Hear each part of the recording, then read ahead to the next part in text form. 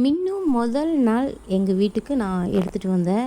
50 நாள் குழந்த நான் எடுத்துகிட்டு வரும்போது பயந்து போய் அந்த சின்ன ஸ்டூல் கீழே போய் படுத்தவ. அன்னைக்கு நைட்டு எந்திரிச்சு நான் கிச்சனில் இருந்தேன். அப்போ வந்து படுத்தா. காலையில் அந்த அன்னைக்கு கொஞ்சம் சோகமாக இருந்தா. மறாவது நாள் காலையில் அவங்க வந்து ஆக்டிவாக விளையாட ஆரம்பித்தாங்க. எனக்கு அது ரொம்ப ஹாப்பியாக இருந்தது. நாங்கள் மின்னுவை எங்கள் குழந்த மாதிரி தான் வளர்த்துக்கிட்டு வரோம். பெட்ஸ் இருக்கிற வீட்டில் உண்மையாகவே ஹாப்பினஸ் இருக்கும்னு சொல்லுவாங்க. அது உண்மை தான். அவங்க செய்கிற சின்ன சின்ன சேட்டைகள், குறும்புகள் எல்லாமே நம்ம வீட்டில் குழந்தை இருந்தால் எப்படி செய்வாங்க, அந்த மாதிரி தான். நான் வந்து மின்னுவை அப்படி தான் ரசிக்கிறேன். குழந்த மாதிரி தான் பார்த்து வளர்த்துக்கிட்டு இருக்கோம் நாங்கள். உண்மையாகவே என்னுடைய ஸ்ட்ரெஸ் பூஸ்டர் அவள் தான். மின்னுக்கு 1 வயசு ஆயிடுச்சு.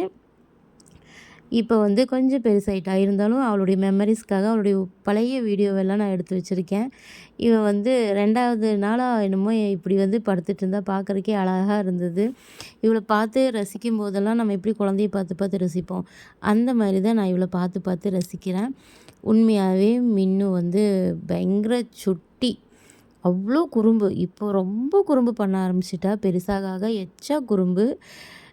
நீங்கள் இந்த வீடியோ பிடிச்சிருந்தா லைக் பண்ணுங்கள். நிறைய மின்னு வீடியோ உங்களுக்காக நான் அப்லோடு பண்ணுறேன்.